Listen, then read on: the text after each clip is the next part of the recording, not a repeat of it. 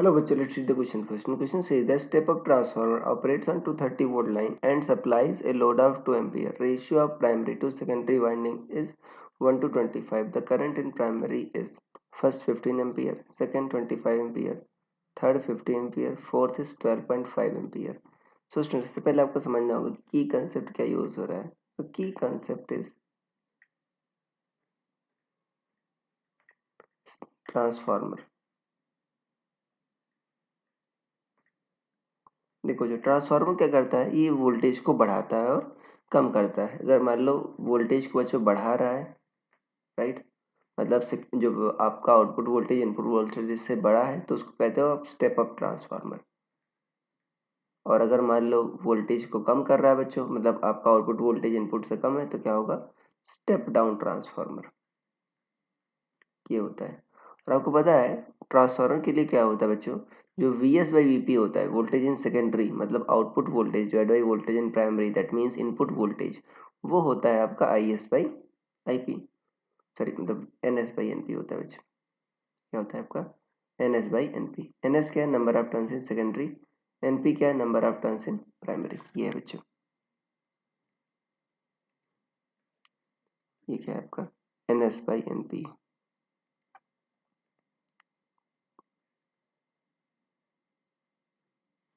ये है बच्चों आपका V S by we P equal to N S by N P.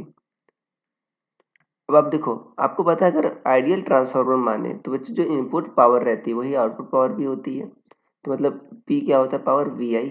तो इनपुट पावर मतलब V P I P, primary वाले को इनपुट कहते हो आप. और ये वी एस आपका आई एस, ये आउटपुट पावर. ये दोनों क्या होगी, सेम होगी. तो देखो आई पी बाई आई एस क्या होगा बच्चों आपका, ये होगा V S by V P. तो यहाँ से कह सकते हो आप इसको टू मान, तो टू की वैल्यू इसमें बच्चों आप इक्वेट करो तो v S by we p क्या है, n S by N p equal to क्या होगा, i p by i s. ये होगा.